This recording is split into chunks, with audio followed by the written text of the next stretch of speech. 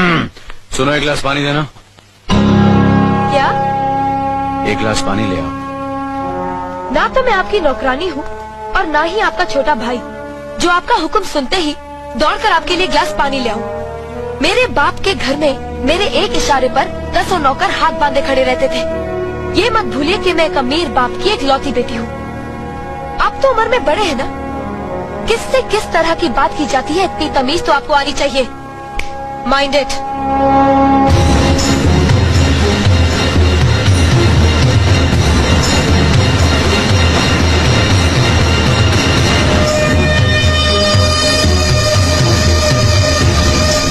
मालिक, छोटी बहू की बात का बुरा मत मानना, नादान है, बच्ची है। गलती हमारी है मुनीम जी। हमने ऐसी लड़की को काम करने को कहा जिसे काम करने की आदत ही नहीं है। बड़े भैया पानी। नकुल, वो ट्रैक्टर रिपेयर करवा लिया ना? जी करवा दिया।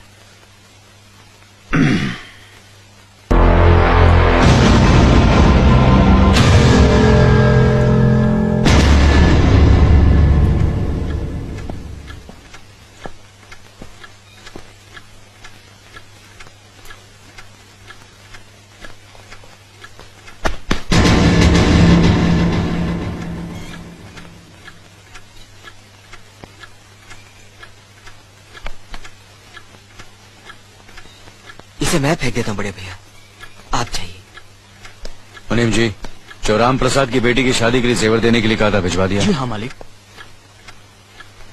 शहर में रहकर यही बदतमीजी और ओछी हरकतें सीखी आपने? अपने से बड़ों का लिहाज करना नहीं आता आपको? किससे कह रहे हो तुम? आपसे कह रहा हूँ। औरत पैदा हुई है तो औरत की तरह रहना सीखे। मीना। नकुल, तुम अंदर जाओ।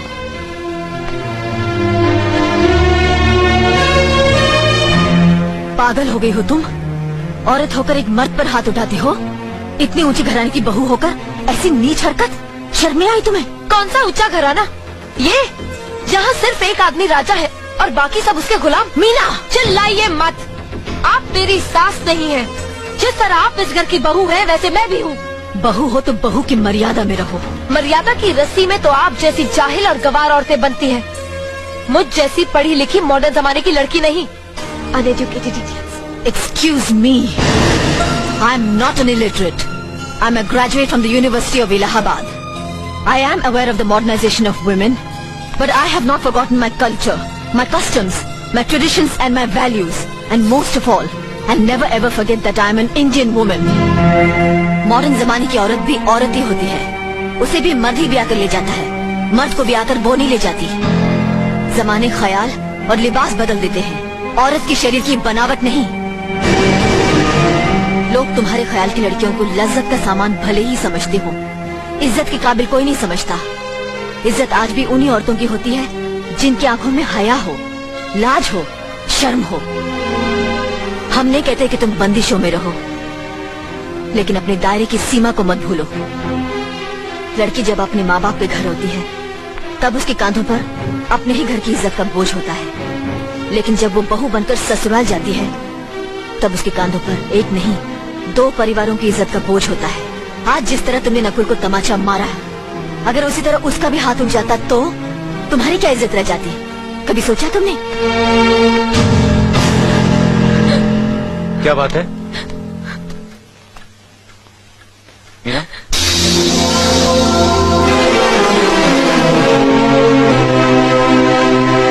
क्या हुआ भाभी? हाँ, कुछ नहीं। मीना कह रही थी कि उसे खाना बनाना नहीं आता। हमने सोचा कि 2-4 खरी खोटी सुनाने से ही सीखेगी, तो सुना दिया।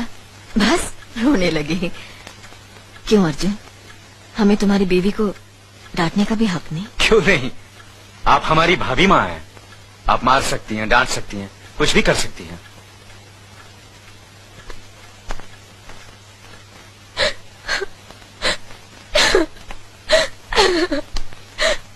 मैंने भूल की जो मैं लोगों के बीच आ गई। मेरी तो इस घर में कोई इज्जत ही नहीं है। जब देखो तो सब मेरी इंसल्ट करते रहते हैं।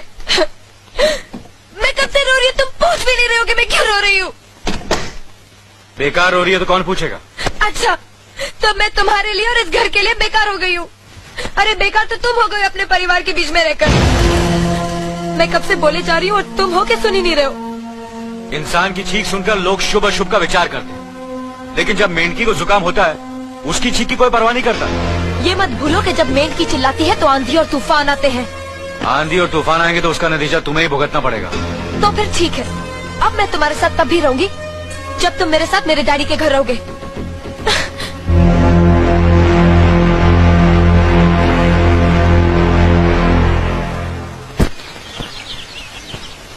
हमारी मीना बहुत प्यारी बच्ची है, लेकिन उसमें अभी भी बचपना है।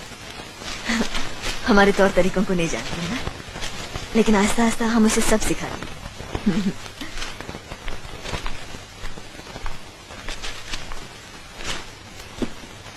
बड़े भैया, ये अपने घर जाना चाहती है। जाना भी चाहिए। 4-5 महीने हो गए, मायके की याद भी आती होगी इसे। और अर्जुन, तुम्हारे ससुर जी तुम्हें कई बार बुला चुके हैं, तुम भी कुछ दिनों के लिए हो आओ, तुम्हारा मन भी बहल जाएगा। अगर ये वापस लौटने के लिए जा रही होती तो मैं जरूर जाता, मगर ये तो हमेशा के लिए इस घर से जा रही है।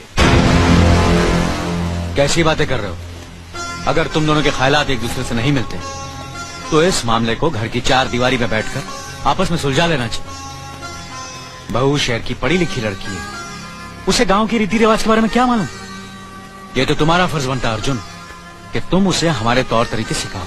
सिखाने से कोई फायदा नहीं बड़े भैया, ये खुद को इस माहौल में डालना ही नहीं चाहती, इसलिए भेज रहा हूँ। अच्छा, तो तुमने फैसला भी कर डाला?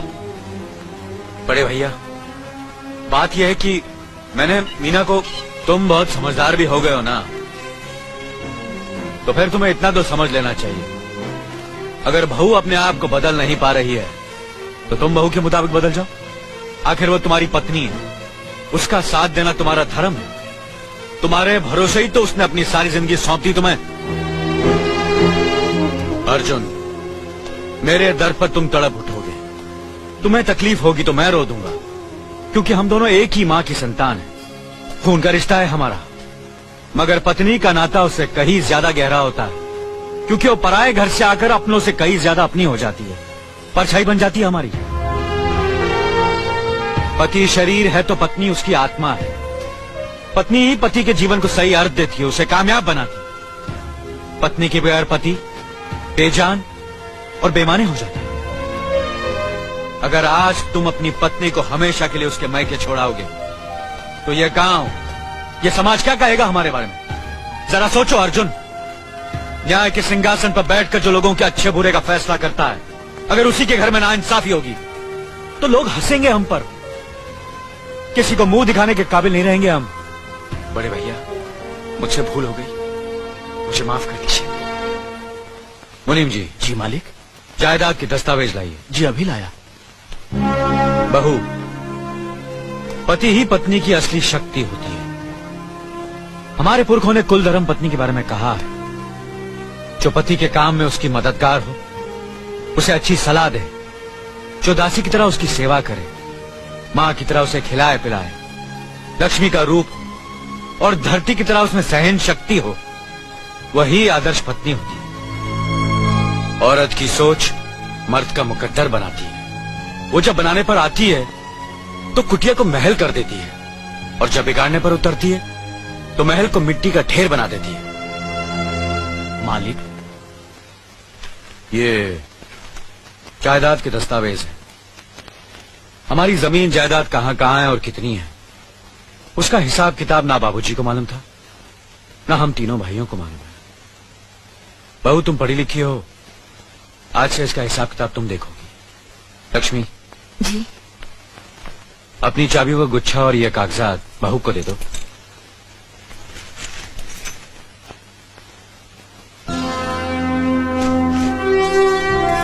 आज से तुम इस घर की मालकिन हो। तुम जहां कहोगी, जिस कागज पर कहोगी, हम तीनों भाई चुपचाप आंख बंद करके दस्तखत कर देंगे। जैसा कहोगी वैसा ही करेंगे। बस एक ही विनती है बहू, हम तीनों भाइयों को अलग करने का ख्याल अपने मन में कभी आने मत देना।